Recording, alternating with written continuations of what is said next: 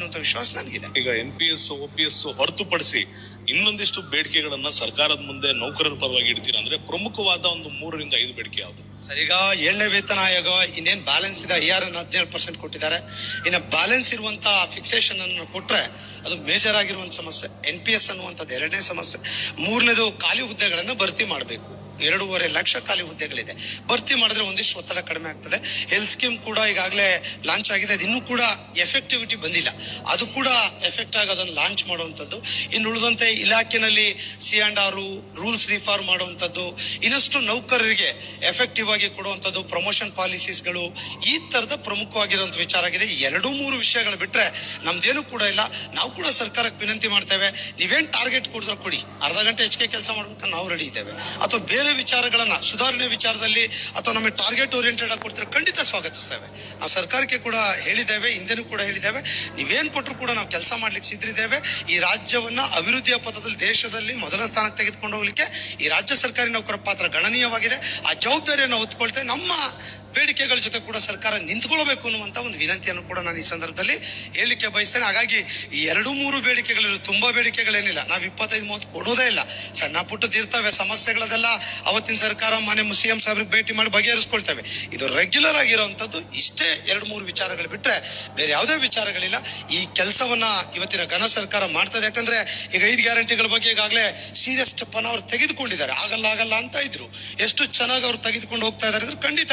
ಹಾಗಾಗಿ ಇದನ್ನು ನೋಡಿದಂತ ಸಂದರ್ಭದಲ್ಲಿ ನಮ್ದು NPS ಆಗತ್ತೆ ಅನ್ನುವಂತ ಭರವಸೆ ಇನ್ನಷ್ಟು ಕೂಡ ಜಾಸ್ತಿ ಆಗಿದೆ.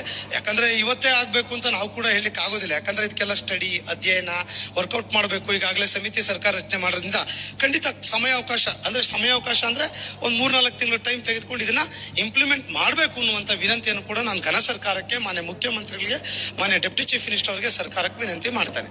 ಅಧಿಕಾರಿಗಳೇ, ನಾನು ನಿಮ್ಮ ಪ್ರೀತಿಯ CS ಷಡಾಕ್ಷರಿ, ರಾಜ್ಯಾಧ್ಯಕ್ಷರು, ಕರ್ನಾಟಕ ರಾಜ್ಯ ಸರ್ಕಾರಿ ನೌಕರ ಸಂಘ ಮಾಡುವಂತ ನಮಸ್ಕಾರಗಳು. ಈಗಾಗಲೇ ತಮಗೆ ತಿಳಿದಿರುವಂತೆ ಕರ್ನಾಟಕ ರಾಜ್ಯ ಸರ್ಕಾರಿ ನೌಕರರಿಗೆ ಕರ್ನಾಟಕ ರಾಜ್ಯ ಸರ್ಕಾರ ಸ್ಯಾಲರಿ ಬ್ಯಾಂಕ್ ಪ್ಯಾಕೇಜ್ ಸ್ಕೀಮ್ ಅನ್ನು ಈಗಾಗಲೇ ಘೋಷಣೆ ಮಾಡಿದೆ. ಇದಕ್ಕೆ ಸಂಬಂಧಪಟ್ಟಂತೆ ಸಾಕಷ್ಟು ಪ್ರಶ್ನೆಗಳು, ಗೊಂದಲಗಳನ್ನ ಸಾಕಷ್ಟು ನೌಕರರು ಕೂಡ ಫೋನ್ ಮೂಲಕ ನಮಗೆ ಸಂಪರ್ಕವನ್ನು ಮಾಡ್ತಾ ಇದ್ದಾರೆ. ಬಹಳಷ್ಟು ತಾಲೂಕು ಜಿಲ್ಲೆಗಳಲ್ಲಿ, ಇಲಾಖೆಗಳಲ್ಲಿ ಬ್ಯಾಂಕ್ ಅಧಿಕಾರಿಗಳ ಮೂಲಕವಾಗಿ ಸರಿಯಾದ ಮಾಹಿತಿಗಳು ಕೂಡ ಈ ಸಂಬಂಧವಾಗಿ ಸಿಗ್ತಾ ಇಲ್ಲ. ಈ ಸಂಬಂಧವಾಗಿ ಕರ್ನಾಟಕ ರಾಜ್ಯ ಸರ್ಕಾರಿ ನೌಕರ ಸಂಘ ನಿರಂತರ ಪ್ರಯತ್ನವನ್ನು ಮಾಡಿ ಈ ಯೋಜನೆ ಜಾರಿಗೆ ತಂದಾಗ ಅದು ಸರಿಯಾದ ರೀತಿಯಲ್ಲಿ ಜಾರಿಗೆ ಆಗಬೇಕು ಅನ್ನುವಂಥದ್ದು ನಮ್ಮೆಲ್ಲರ ಅಭಿಲಾಷೆ ಆಗಿದೆ. ಆ ಕಾರಣಕ್ಕಾಗಿ ಬಹಳ ಜನ ಅಧಿಕಾರಿ ನೌಕರು ಪ್ರಶ್ನೆಗಳನ್ನು ಮಾಡ್ತಾ ಇದ್ದಾರೆ. ಯಾವ ಬ್ಯಾಂಕಲ್ಲಿ ಒಳ್ಳೆ ಸ್ಕೀಮ್ ಇದೆ, ಒಳ್ಳೆ ಬೆನಿಫಿಟ್ ಇದೆ, ಸೊ ದಯಮಾಡಿ ನಮಗೆ ಮಾರ್ಗದರ್ಶನ ಮಾಡಬೇಕು ಅನ್ನುವಂಥ ಪ್ರಶ್ನೆಗಳನ್ನು ಮಾಡ್ತಿದ್ದಾರೆ. ಈಗಾಗಲೇ ಆರ್ಥಿಕ ಇಲಾಖೆ ಅಧಿಕಾರಿಗಳ ಜೊತೆ ಒಂದು ಸಭೆ ಆಗಿದೆ. ಇದೇ ತಿಂಗಳು 15ನೇ ತಾರೀಕು ಕೂಡ ಮತ್ತೊಂದು ಸುತ್ತಿನ ಸಭೆಯನ್ನ ಆರ್ಥಿಕ ಇಲಾಖೆ ಅಧಿಕಾರಿಗಳು ಮತ್ತೆ ಹಲವಾರು ರಾಷ್ಟ್ರೀಯ ಬ್ಯಾಂಕ್ಗಳ ಮುಖ್ಯಸ್ಥರೊಂದಿಗೆ ಸಭೆಗಳನ್ನ ಸಂಘದ ಮೂಲಕ ಮಾಡ್ತಾ ಇದ್ದೇವೆ. ಆ ಸಭೆಯಲ್ಲಿ ತುಂಬಾ ಚರ್ಚೆಗಳನ್ನ ಮಾಡ್ತಾ ಇದ್ದೇವೆ. ಯಾವ ಬ್ಯಾಂಕ್ ಕಡಿಮೆ ಬಡ್ಡಿ ದರದಲ್ಲಿ housing loan, personal loan, vehicle loan ಅಥವಾ OD ಫೆಸಿಲಿಟೀಸ್ಗಳಿರ್ಬೋದು, ಈ ಥರ ಸೌಲಭ್ಯಗಳನ್ನು ಕೊಡ್ತದೆ ಎನ್ನುವಂಥ ಒಂದು ಚರ್ಚೆಗಳು ಪ್ರಮುಖವಾಗಿದೆ. ಆಮೇಲೆ ಇನ್ನಿತರ ಆಕ್ಸಿಡೆಂಟಲ್ ಬೆನಿಫಿಟ್, ನ್ಯಾಚುರಲ್ ಡೆತ್ಗಳಿರ್ಬೋದು, ಇನ್ಶೂರೆನ್ಸ್ ಸ್ಕೀಮ್ಗಳಿರ್ಬೋದು ಅಥವಾ ಹೆಲ್ತ್ ಇನ್ಶೂರೆನ್ಸ್ ಸ್ಕೀಮ್ಗಳನ್ನು ಯಾವ ಬ್ಯಾಂಕ್ಗಳು ಹೆಚ್ಚಿನ ಪ್ರಮಾಣದಲ್ಲಿ ಕೊಡ್ತವೆ ಎನ್ನುವಂಥ ಚರ್ಚೆಗಳನ್ನು ಕೂಡ ಅಲ್ಲಿ ಮಾಡ್ತಾ ಇದ್ದೇವೆ.